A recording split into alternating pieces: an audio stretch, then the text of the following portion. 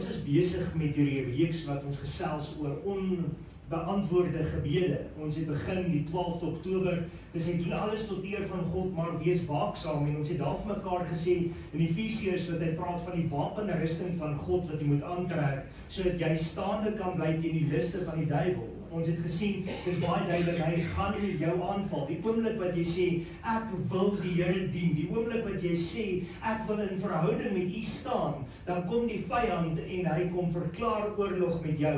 En gebed is dan daai fyn lyn wat ek en jy nodig het om staande te kan bly. Dis daai fyn stukkie lyn, daai fyn stukkie draad wat alles net by mekaar kom hou. En baie keer is dit juist wat ons sukkel, in tye van nood, in tye van seer, in tye wat geliefde afsterf, of in tye wat jy uitroep en sê, Here, asseblief help net, asseblief Here, gryp in, wat dit baie keer vir jou voel as daar geen hoop is nie, en dan word jou gebed beantwoord, maar nie heeltemal soos jy het wou gehad het nie. En dis juist daai tyd wat ek en jy moet vasstaan. Dis juist daai tyd wat ek en jy moet glo. Dis juist daai tyd wat dit 'n fyn draad is wat jou staande hou. En ons het 'n bietjie daarna gekyk, daai heel eerste week. Toe het ons laas week verder gegaan en gesê, onbeantwoorde gebed, maar soveel vrede. Ons het gekyk na Psalm 22 vers 2 wat sê, my God, waarom het U my verlaat, ver van my hulp, van woorde van my gebrul. Met ander woorde, ons kyk na Dawid wat in baie psalms uitgeroep en uitgeskree het en gesê, waar is U, Here? Hoekom antwoord U my nie? Hoekom hoor ek nie U stem nie? Hoekom kry ek net nie uitkoms nie? En ek en jy kan baie keer so voel. Ons het gesien in Markus die groot gebed van Jesus wat hy self gebid het en gesê, Vader, as dit U wil is, laat hierdie beker verby my gaan, maar nogtans nie my wil nie, laat U wil geskied. En ons het vir mekaar gesien dat selfs Jesus se gebed was nie beantwoord soos wat hy dit wou gehad het nie, maar die oomblik toe die dinge gebeur het, was daar bonatuurlike vrede wat gemaak het dat Jesus aan daai kruis kon hang en dat hy woord kon geuiter het en gesê, Vader, wees hulle genadig, want hulle weet nie wat hulle doen nie. En dis juist daai vrede wat my en jou baie keer staande hou. Ons het toe gekyk na Peter en Sammy Gregg se verhaal van die gewas op die brein wat so groot soos 'n lemoen is en wat hulle sê dat hulle is stikkend, hulle is gebroken en hulle bid en hulle kry nie antwoorde nie. En terwyl hulle besig is met die MRI scan, is dit asof hulle net ewe skielik vrede gekry het van bo af, vrede van die Here af en dat hulle geweet het alles gaan oukei wees. En ongelukkig het ons gesien dat dit was 'n suksesvolle operasie, maar dit het nie vir hulle die oorwinning gegee wat hulle graag wou gehad het nie. Sy kry nog steeds aanvalle, sy kan nog steeds probleme kry, nog steeds haar stuiptrekkings in haar spiere en al hierdie tipe dinge wat gebeur. En die groot stryd is net dat die Here antwoord nie altyd jou gebed soos dit jy begeer het nie. Ek het laas week baie emosies hier opgewek en my vrou was nie voorbereid gewees vir daai ene nie en ek het vir haar storie vertel van haar endometriose en ek het gedeel van die stryd wat ons deurgegaan het en wat ons gebid het en vir die Here gesê, Here, raak Samantha asseblief aan, wees haar genadig, gee vir haar groot droom en dit het nie gebeur nie. En dat ons by 'n dokter gaan sit uit radeloosheid en hy vir haar sê, luister, daar's geen hoop, daar's geen uitkoms nie, jy moet 'n hysterektomie kry. En wat sy die absolute vrede van God gehad het, en waar ek die hele tyd daar gesit en gestry en gestoei met ongeloof en gesê het, my Here, hoekom, dis haar enigste begeerte, wat nie waar word nie. Maar tog as 'n mens na alles kan kyk, die vrede wat die Here kom gee het, en wat hy kom vashou, jy kom deurdra deur hierdie moeilike tye, deur die moeilike stryd wat ek en jy deur ons paadjies kan stap, maar die groot geheim en die groot seën en die groot vrede wat hy kom bring, wat jou staande hou, en dat jy sê, dis okay, ek kan leef met hierdie omstandighede. So onbeantwoorde gebede, wat God vir jou en my kom gee, en hy beantwoord, en hy kom gee soveel vreugde, en soveel blydskap. Vandag gaan ons kyk na volharding gebed, al voel dit hoe leeg. Nou, hierdie is eintlik wat dit baie van hierdie goed wat ons al gepraat het, net 'n bietjie saamvat, maar die groot realiteit is net, dat ek en jy op 'n plek kom in ons lewe, dat ons bid en jy bid en jy bid, en later begin jy te wonder, maar hoekom bid ek, want hierdie gebed is leeg, hierdie gebed kom nêrens nie, dis asof ek teen die plafon vasbid, en ek kom nie deur tot God nie, en jy begin in 'n stryd te sit, en jy begin eintlik vra en te sê, maar is God werklik daar, wat ek bid dan, en ek roep uit, en ek smeek, maar ek kry niks nie. En elkeen van ons was al op 'n plek wat ons so gebed het. Elkeen van ons het al in verskillende maniere deur hierdie tipe goed gegaan, of met iemand se dood, of met iemand se karongeluk, of met een of ander omstandighede wat ek nie deur moes stoei, en dat ons gebid het en geskree het en gehuil het voor God, en dat gevoel het, dit maak nie meer sin nie, ek het nie meer energie om te bid nie, want ek is leeg, ek is stikkend, ek is gebroken. En ek wil juist vir jou vandag kom wys, dat in tye van daai wat jy dalk leeg voel, dat ek en jy juist moet volhard in gebed, want daar's iets wat die Here doen in jou, wat totaal onbeskryflik is. So groot wonderwerk eintlik is in jou eie lewe. En dit is so belangrik, dat ek en jy moet aanhou met gebed. Nou as ons na hierdie twee mense se verhaal gaan kyk, dan sal ons sien dat hulle het gebid en hulle het spesifiek vir die Here uitgeroep en gesê, Here, dat hierdie gewas kan wegwees, Here, dat hulle hom kan uitkry en dat sy geen komplikasies sal hê, daar geen probleme sal wees en sy 100% gesond sal wees. En dis nie wat gebeur het nie. Die gewas is uit, dit was 'n sukses gewees, maar sy kan kort nog steeds enige oomblik daai stuipterrekkings kry wat sy daai aand gekry, wat haar liggaam so in mekaar gekrul het en sy geskree het van die pyn en gesê, Here, ek is stikkend en uitgeroep het en waar die dokter vir haar gesê het, mevrou, jy het hierdie gewas van 'n lemoen se grootte in jou brein.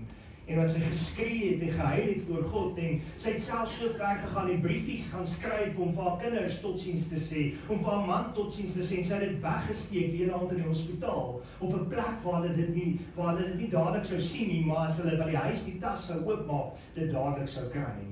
Want hulle het geweet of geglo dat daar is eintlik nie hoop nie, en gedink dis verby. Maar die Here het vir hulle in 'n mate deurgedra, en in 'n mate het sy gekry wat sy gebid het, maar ook nie gekry wat sy gebid het. Sy wil leef, maar sy wil vry wees van die siekte, vry wees van die komplikasies, vry wees van die pyn, vry wees van die smarte wat in haar lewe was, en dit was nie gegee nie. En as mens daarna gaan kyk, kan dit of een ding in jou hart kom doen, dat jy totaal kan kom breek en sê, weet jy wat, ek het godsdienst probeer, en dat jy wil wegstap en sê, ek gee nie meer om nie, want God gee nie om. Of het kan iets anders in die hart kom doen en sê, weet jy wat, ek weet wat mense deurgaan, ek ervaar die seer wat hulle het, en ek kry 'n sagte en 'n liefdevolle plek om vir hulle om te gee. So as jy hierna gaan kyk, dan sê Peter Great vertel, dat hy by tye nie meer kon bid nie. Hy het gevoel sy gebede bots teen die plafon, maar hy sê, ek het ontdek, as ek nie kan bid nie, bid die Gees in my. Is dit nie amazing nie? Hy sê in hierdie boek dat hy kon net nie meer bid nie, hy kon net nie meer deurdring tot God nie, maar hy het ervaar die tyd wat hy nie kan bid nie, het God in hom gebid, en dis juist wat die woord vir ons sê, dat die Gees, Jesus self tree vir ons in, as 'n intercessor by God die Vader. Ek en jy het dalk nie die woorde nie, ek en jy het dalk nie manier om dit uit te nie, ek en jy weet nie hoe om na God toe te gaan nie, maar jy is so stikkend en jy is so leeg en jy is so negatief, dat jy net ervaar, ewe skielik, is daar iets wat binne jou is, wat bid, en uitroep, en jy weet nie waar dit vandaan kom nie. Dis God in jou. Kolossense 1 sê dit eintlik so mooi, Christ within you, the hope of glory. Christus in jou wat begin bid, Christus in jou wat intree, Christus wat by jou is en sê, my kind, ek weet wat in jou hart is, ek weet wat is die seer, en ek bid vir jou. Ek tree in vir jou by die Vader. Dis die belofte wat ons het in die woord van God, van 'n intercessor, wat vir jou en my intree, wat vir jou en my instaan in hierdie tye. Hy sê, die Gees het vir hom gebid, as ek nie glo nie, dra ander my geloof. Die een aand het hulle in die hospitaal gesit, hulle het nie geweet wat in die kapel van die hospitaal aangaan nie, en terwyl hulle in hulle kamer is hulle besig om reg te maak vir hierdie MRI-scan, hulle is reg te maak om eintlik te weet en die negatiewe, die slegte goed te kan hoor, en is juist in daai oomblik wat die vrede van God oor hulle gekom het, wat alle verstand te bowe gaan, en toe hulle later navorsing doen, kom hulle agter, daar was mense wat saam gebid het, en wat hulle geloof kom optel het en hulle versterk het. Hoekom dink julle sê Efesiërs 6 dan vir ons in vers 18, dat ek en jy vir mekaar moet bid en vir mekaar moet intree? Hoekom? Want as jou geloof swak is daar ander een wat jy kan oprig en jy kan opbou. Dis een ding wat ons gesien het in die wapenrusting, juis is, dat jy het geen beskerming van agteraf nie, jy's eintlik oop, jy's kwesbaar van agteraf, en daarom is dit so belangrik, dat jy iemand moet hê, wat saam met jou die paadjie kan stap, wat jou van agteraf kan versterk en jou kan beskerm. Dis kom die Here altyd twee mense uitgestuur het. Dis kom 'n man en 'n vrou wat saam staan en saam bedien en saam die Here volg sterker is. Hoekom? Want hulle kan mekaar beskerm. Hulle kan mekaar omvou, hulle kan mekaar ondersteun. Ons het dit so nodig. Tree vir mekaar in, bid vir mekaar. En as ek niks voel nie, hou ek vas aan wat ek weet. God is goed. Ek en jy kan op 'n plek kom wat jy so stikkend is en so leeg gebid is en so deurhuil is al voor God, dat jy eintlik op 'n plek kom en sê, Here, ek voel niks meer nie. En daar's een ding wat jou kan vashou en dit is God wat goed is. Daar's een ding wat jy kan vashou en dit is die kruis van Jesus Christus, dat jy kan onthou dat hy gesmeek en dat hy angstig geraak het, dat sy sweet bloed geword het, dat sy trane bloed geword het, en dat hy gesê het vir God, Vader, as dit U wil is, laat hierdie beker verby my gaan, maar nie my wil geskied nie, U wil geskied. En daai oomblik toe hy daar opstaan, het hy die vrede van God gehad, dat hy bereid was om aan die kruis vir jou en my te sterf. Dat hy bereid was om die wêreld se sonde op hom te geneem het, dat hy bereid was om op 'n plek te kan kom wat hy kan sê, in sy gebrokenheid, in sy stikkendheid was hy nog steeds sterker geweest as enigiemand anders, want hy kon die wêreld se sonde op hom neem. En hy kon uitroep op 'n stadium, toe hy al die sondes gehad het, dat hy vir 'n oomblik geskei is van God, kon hy uitroep en sê, my God, waarom het U my verlaat? Hy het dit gedoen vir jou en my.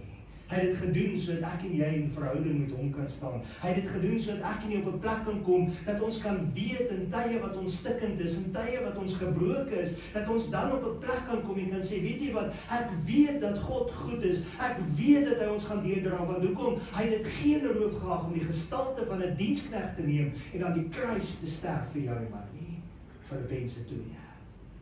Sien? Daar's soveel dinge wat ek en jou kan vashou en soveel herinneringe wat ons in ons denke kan hê, dat ons kan sê, ek weet U is goed. Ek weet U is met my. Dit beteken nie ek gaan hierdie toets moet vryspring nie. Dit beteken nie dit gaan net ewe skielik so verby wees nie. Ek kan vir jou getuig en sê, in my instrument was 'n verhaal wat ons deurgestoei het met haar gesondheid. Hierdie laaste paar jaar het ons hoeveel keer gesê, Here, asseblief kom dit, niks is onmoontlik nie, maak haar net vry, maak haar net gesond, volkome. Vat hierdie endometriose net weg. En dit het nie gebeur nie. En elke keer as daai goed erger geraak het, dan begin jy in jou kop te wonder en jy begin te vraag en jy sê, maar Here, ek het dan gesmeek. Maar weet jy wat? God het gesê, ek het 'n plan. Ek het 'n doel. En ek weet, God het 'n plan en 'n doel. Want daai oomblik wat jy daar sit, voel dit nie so nie. En daai oomblik wat jy daar is, dan dink jy by jouself, Here, hier is nie uitkoms nie. En Here, hoekom moet ons deur hierdie ding stoei? Ek is dan die kind. Maar die Here kom sê vir ons baie keer, ag dit louter vreugde wanneer jy in beproewings gaan, want dit bewerk lydsaamheid. Jy moet deur die smelt proses gaan. Jy moet deur die toetse gaan. Jy moet deur die moeilikheid van die lewe gaan. Hoekom? Want dit bewerk geloof. Dit vorm jou. Dit maak jou sterker.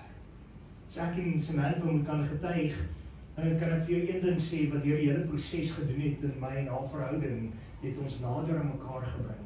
Dit wat jy sal dink, 'n man en 'n vrou moet van mekaar af wegdryf, het ons nader aan mekaar gebring, het ons nader aan God gebring, want ons kon saam bid, ons kon saam huil, en ons kon saam ons harte voor God oopmaak. Dit wat jou nie breek nie, maak jou sterker. En God is goed. En God het 'n plan. En God het 'n toekoms, verwagting vir jou. En jy moet net daaraan vashou.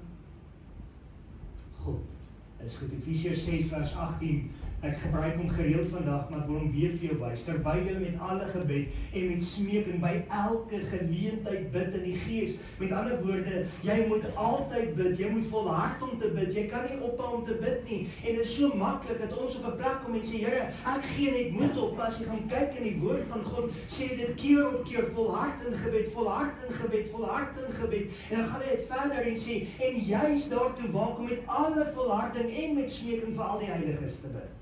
Wat het Atina nou gesê? Ons moet vir mekaar begin bid. Hy kon gepreek het vandag, ek kon onder gesit het. Dis so waar wat hy gesê het. Ek en jy moet 'n hartsbegeerte ontdek. Ek en jy moet op 'n plek kom wat ons in ons harte voel, Here, ek moet intree vir hierdie en ek moet vir daai ene bid. Weet jy, baie keer het ek dit al in my hart gehad, dan dink ek ewe skielik aan iemand en dan bel ek hulle of ek stuur vir 'n WhatsApp, dan weet ek as ek 'n boodskap terugkry, waar mense sê vir my ek is op 'n slegte plek. Hoekom? Van die gees van God dra dit op jou hart om te sê, begin bid, begin intree, wees daar vir die heiliges. Maar die hartseer is, ons bid nie meer nie. Die hartseer is, dat as jy in die mall instap en gaan kyk vir 'n gesin wat by 'n tafel gaan sit en eet, is daar nie hande wat gevat word en gesê word, Here, dankie vir hierdie kos nie. Dit gebeur nie. As ons in die kar klim, dan sê ons nie, Here, hou ons veilig, bewaar ons, bring ons by ons tuiste veilig uit nie. Nee. My ouma het dit altyd gebid, en sy het altyd gesê, Here, hou ons asseblief veilig, en bring ons by ons bestemming veilig uit. My ouma was glad nie 'n goeie karbestuurder nie. Kyk, die mense om haar kon baie goed gekoes het. En die een ongeluk wat sy gehad het, was in 'n kar wat parkeer was. Daar was niemand in wat kon gekoes het vir haar nie. En sy is in hierdie kar vas. En my niggies, hulle is baie klein, hulle klim uit die kar uit en hulle sê, maar ouma, jy dan gebid dat ons moet veilig wees. En my ouma is so rukkie stil en sy sê vir hulle, ja, ek het gebid vir ons om veilig te wees, ek het nie gebid vir die kar nie. Baie skerp vir my ouma. Maar ek dink haar kinders het baie gebid en gesê, Here, haal haar net agter die stuurwiel uit. Die groot realiteit is, bid ons nog soos wat die ou mense gebid het? Het ons nog daar regtig geloof om te bid en in te tree en te verwag dat die Here iets gaan doen? Die verwagting dat daar iets soos 'n seën in ons lewe moet wees? Of bid ons maar net en sê ons maar net die woorde? Of ken ons net God as dit regtig moeilik is? Het jy nog 'n tyd van gebed? Matteus 6 sê vir ons, gaan in jou binnekamer. En moenie soos die mense op die straathoeke gaan bid en eintlik as jy vandag na dit gaan kyk, is dit baie maklik, want mense sal sê, ek vas, en dan vat hy 'n fotootjie, 'n selfie en neem hom en sê, kyk, ek vas. Nee, dis wat die Here sê in sy woord nie. Hy sê vir ons, gaan in jou binnekamer en gaan op jou knieë en bid en tree in vir mekaar. Doen ons dit nog? Bid met smeking en volharding vir al die heiliges. Romeine 8 vers 26. En net so kom ook die Gees ons swakhede te help, want ons weet nie reg wat om te bid nie, maar die Gees self tree vir ons in met onuitspreeklike stigting. Luister mooi daar. Ek en jy weet nie wat om te bid nie. Ek en jy weet nie wat om te sê nie. Ek en jy weet nie om tot God se troon te nader nie. Want daai oomblik, as ek en jy net in opregtheid en in handelnis voor God kom buig, dan tree die Gees van God in met onuitspreeklike sigting. Met ander woorde, daar is nie 'n beter manier van bid nie. Daar is nie 'n beter manier net om te sak en net in 'n as te gaan sit en te sê, Here, ek weet nie meer nie. Hy kom en antwoord daai gebed. Nie dalk soos dit jy wou gehad het. Ons het laas week in daai videoklip gesien waar daai predikant daar sit in die hof en hulle hom aanvat en vir hom sê, maar hoe kan jy in God glo? En hy sê, ek glo en hy het my gebede beantwoord. Ek het vir liefde gebid en hy het vir my moeilike mense gegee. Realiteit, né? Ek en jy bid vir genade, dan gee die Here vir jou moeilike omstandighede. Hoekom? Want hy wil genade in my lewe kom bewerk. Gees self tree ons swakhede in en hy kom bid vir jou en my. Gebed is nie net vir antwoorde nie, dis 'n verhouding. As jy met jou vrou of jou man net praat wanneer jy iets nodig het, is dit mos net vir antwoorde. En dis nie waaroor jy getroud is nie. Jy is nie net saam om met mekaar te praat en te sê, wil jy koffie hê, wil jy broodjie hê, sal jy die gras gaan sny, onthou die geyser moet regmaak. Dis nie hoekom jy getrou het nie. So dames, as jy dalk gedink het, dis hoekom jou man daar is, it's not. Mans, as jy dalk gedink het dat die vrou net daar is om die kombuis skoon te maak en net kos te maak, no, it's not. Julle is getroud met mekaar om 'n verhouding met mekaar te kan hê, om mekaar se hande te vat, om met mekaar 'n paadjie te kan stap, met mekaar die lewe en die harte en die liefde te kan deel, om deur die stryd van die lewe saam te kan gaan. Dis jou ondersteuningspilaar, dis jou netwerk, dis alles wat jy, dis die beste toevoegsel wat jy in jou lewe kan maak. Dis jou huweliksmaat.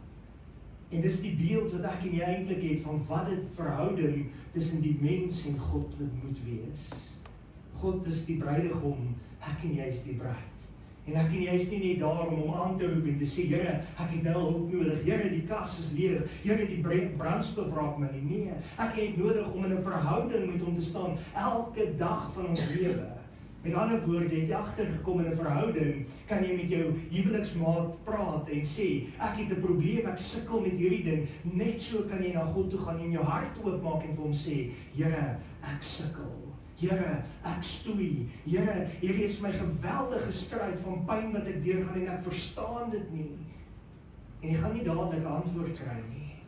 Maar jy gaan dadelik die vrede van God in jou hart ervaar, wat alle verstand te bowe gaan.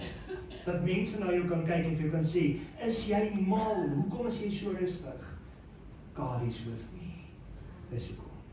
God is saam met my. Wanneer jy aanhou bid, selfs in stilte, hou jy jou hart oop vir God se teenwoordigheid. Hierdie was iets wat uit hierdie boek uitkom wat my stom geslaan het. Wanneer jy aanhou bid, wanneer jy die hele tyd voor God kom staan, dan is dit nie net wat jy antwoorde kom soek nie. Jy maak jou hart oop vir hom en sê, kom in. En sy teenwoordigheid is wat jou kalm hou. Sy teenwoordigheid is wat jou rustig hou. Sy teenwoordigheid is wat jou op laat staan en sê, I can do this. As dit nie God se teenwoordig was met Jesus aan die kruis nie, dan was hy nie moontlik om deur daai hele stryd te gaan nie. Dan het hy nie vir hulle uitgeroep en gesê, Vader, vergewe hulle, want hulle weet nie wat hulle doen nie. Ja, daar was 'n oomblik wat hulle geskei was van mekaar, waar die sonde alles op Jesus was, en hy weg van die Vader se teenwoordigheid af was. En dit was die moeilikste oomblik. En dis waar die oorwinning vir ons kom maak het. Maar as dit nie God se teenwoordigheid was wat hom gebring het tot op daai plek nie, sou hy nie die prys kon betaal het nie. Hy kon dit betaal omdat God se teenwoordigheid met hom was. Gebed is 'n geveg, nie 'n formule nie. Baie mense speel hierdie kaartjie wat hulle sal uithaal, en as dit moeilik gaan, is die gebede, Lord, give me more. Here, gee vir my. Here, doen dit vir my. Here, werk met daai ou sodat met my beter kan gaan. Here, give me, give me, give me, give me. Dis nie 'n formule om meer te hê nie. Gebed is 'n verhouding met God. Dis nie 'n formule nie. Gebed doen ons nie omdat ek smeek vir antwoorde nie. Gebed is 'n hartsverhouding. Weet jy, verklaar gebed as die slagveld tussen hoop en wanhoop.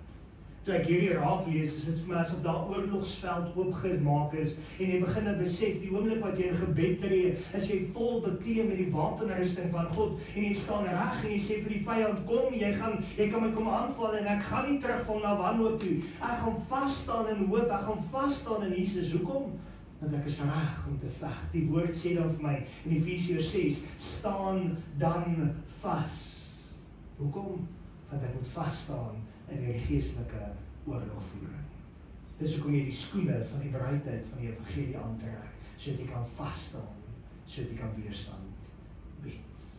Efesiërs 6 verklaar weer gebed as deel van die wapenrusting. En baie mense stop in Efesiërs 6 en sê, ons is klaar, hier is die wapenrusting, is net wat jy alles aantrek, en hulle vergeet van gebed. Gebed is die dinamuskrag van God wat jou en my staande hou. Dis die krag van God, dieselfde krag wat Lazarus uit die dood uit opgewek het. Dis dieselfde krag wat Jesus uit die graf uit laat opstaan het. Dis dieselfde krag wat Jesus gelei het om aan daai kruis te kom sterf. Daai dinamuskrag is vir jou en my beskikbaar om staande te kan bly. Ek en jy kan uitroep en sê, Here, hierdie is te veel om te dra. Here, hierdie is net 'n groot las. Here, ek sukkel net om staande te kan bly. Here, ek kan net nie meer nie. En kom hy en ek kom getuig en ek kom praat en ek kom sê vir jou, dis okay, hier's vir jou krag. En ewe skielik dan staan jy op met daai berg, met daai las, met daai seer, en jy begin stap in die oorwinning van God. Gebed vorm jou, selfs al verander niks nie. Sammy, dis 'n man van die siekte, het hulle net seer gemaak nie, dit het hulle sag gemaak vir ander wat ly. Onthou, weet jy, en Greg het hierdie bediening gehad voor die tyd, dat hulle mense geleer het om te bid. En die feit is, die vyand wou hulle verwoes, want as hulle kon verwoes, sou mense gesien het, hierdie mense wat ander leer om te bid, en ander leer om te vertrou op God, het geknak, hulle glo nie meer nie. Hy het soveel skade gemaak, maar wat het gebeur? Al hierdie siekte, al hierdie pyn, al hierdie beproewings, al hierdie toetse wat oor hulle lewe gekom het hulle opgerig, het hulle sterker gemaak, en het hulle hart sag gemaak, het hulle omgee en liefde het, dat as hulle van iemand hoor wat swaar kry, dan tree hulle vir hulle in gebed. Met ander woorde, dit wat jy deurgaan, dit wat jy deurstoei, gebruik God baie keer in jou lewe om vir jou 'n plek te kweek wat jy kan sê, weet jy wat, Here, gee my sagte hart, dat ek vir ander kan lief wees, dat ek ander op die hande kan dra, dat ek vir ander daar kan wees. Dis nie 'n maklike een nie, dis nie altyd 'n lekker een nie, maar God is daar. Paulus vra 3 keer, kyk gou hierna, baie belangrik, hy vra 3 keer vir die Here, Here, haal jou die doring van vlees uit my uit, en dis 'n ding wat hy mee geworstel het, hy het nooit genoem wat die doring in sy vlees is nie, maar hy het daarmee gesukkel, en vir God 3 keer gesê, Vader, vat dit weg van my, of kyk hier, 2 Korintiërs 12 vers 8 en 9, hieroor het ek die Here 3 maal gebid, dat hy vir my sou wyk, en hy het vir my gesê, my genade is vir jou genoeg, want my krag word in swakheid volbring, baie liewer sal ek dis in die swakhede roem, so die krag van Christus in my kan woon. Sjoe, sit nie mind-blowing nie. Ek en jy bid baie keer vir oorwinning, ons bid baie keer vir krag, ons bid baie keer dat die Here dit moet wegvat van ons af en sê, weet jy wat, ek gaan dit nie wegvat nie, want die oomblik as ek dit wegvat, gaan jy sterk wees en dan gaan jy eintlik swak wees. Maar die oomblik wat jy swak is, die oomblik wat jy stikkend is, die oomblik wat jy gebroken is, kan jy in jou swakhede na God toe kom en sê, ek kan nie, maar ek weet jy kan. En dan besef jy eintlik, ek is afhanklik van God se krag en God se autoriteit in jou en my lewe. Ons kan nie sonder God leef nie. Ons kan nie. Ons het hom so nodig. Nommer 3. God se vrede kom in die oorgawe, nie die uitkoms nie.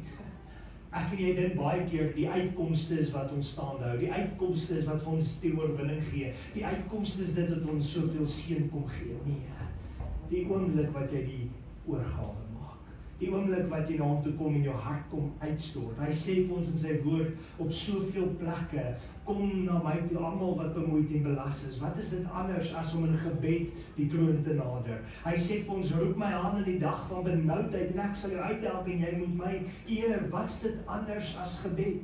Filippense sê ook vir ons, verbly jou in die Here, ek herhaal, verbly jou. Wat's dit anders as gebed? Dis 'n groot, kragtige onderwerp wat hy vir ons gee. Petrus sê, God het nie ons gebede beantwoord nie, maar hy het ons verander. Sjoe.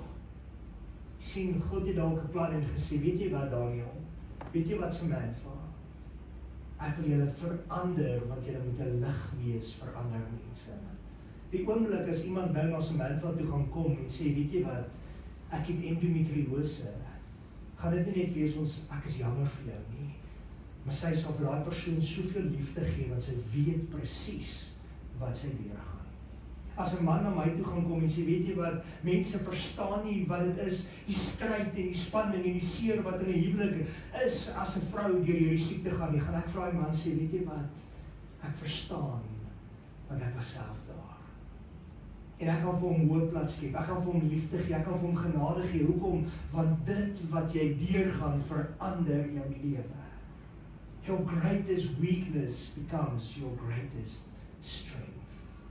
Dit wat jy dink 'n swakheid is, dit wat jy dink jou gaan verwoes, gaan die Here gebruik om te sê, ek wil hê dit moet jou sterk maak. Sterk maak. Moenie dink dit wat in jou lewe gebeur is vir nie.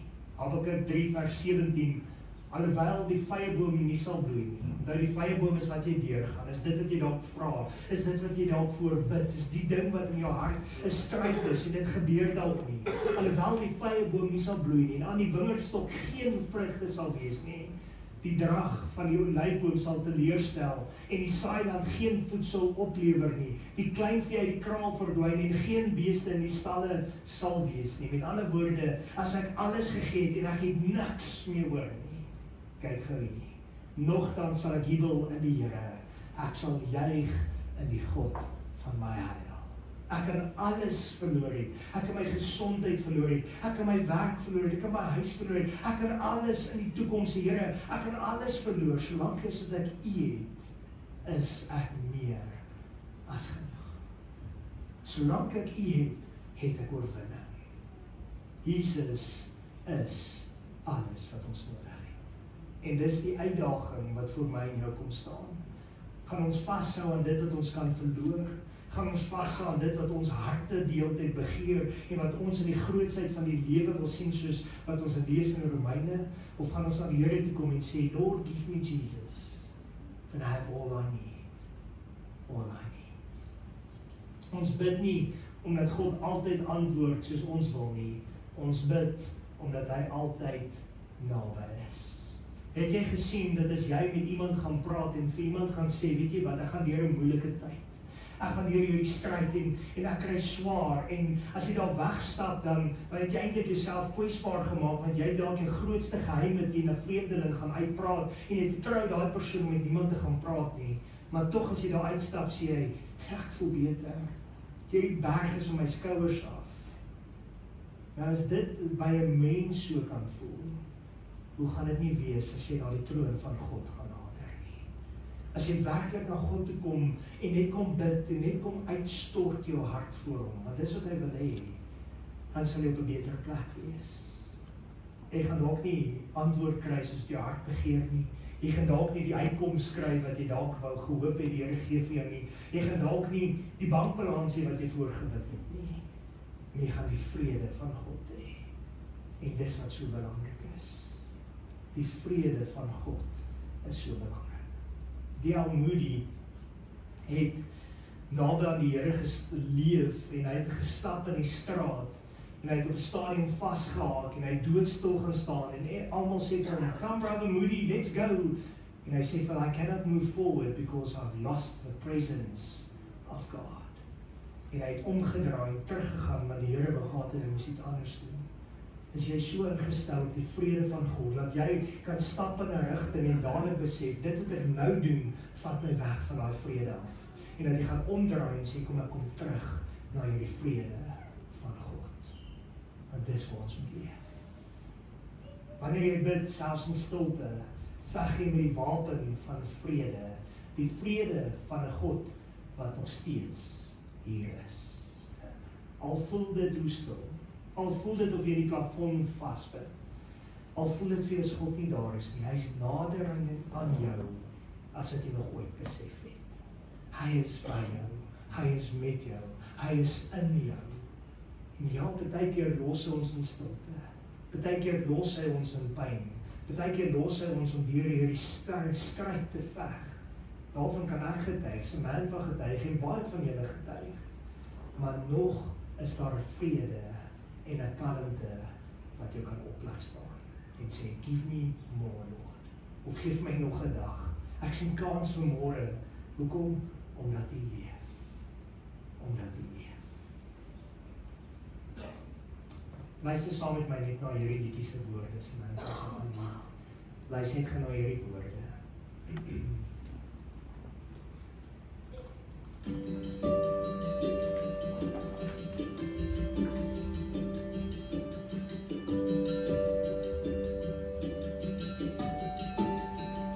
My troubled soul, why so weighed down? You were meant to bear this heavy load, so cast all your burdens upon the Lord. 'Cause Jesus cares, He cares for you. Jesus cares, He cares for you. I know you're worried, won't help you make it through. So cast all your burdens upon the Lord and trust again in the promise of His love. And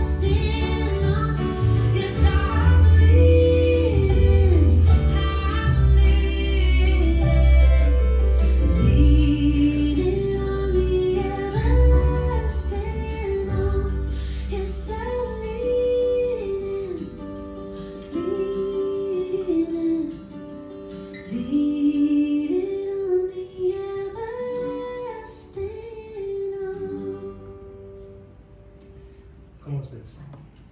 Here, dankie dat ons net weer kan sien, soos wat hierdie vrou sing, I'm leaning on the everlasting arms.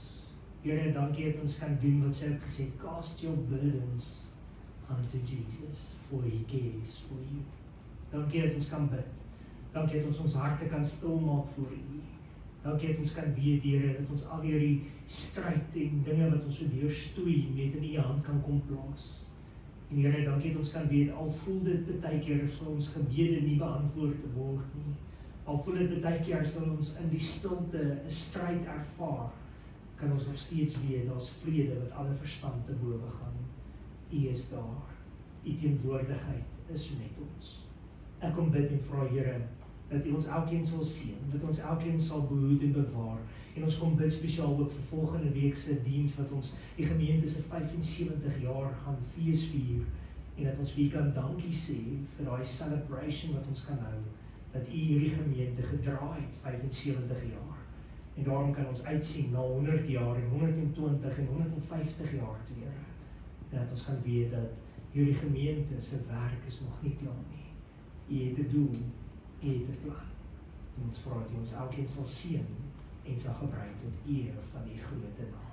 In Jesus naam, Amen. Amen.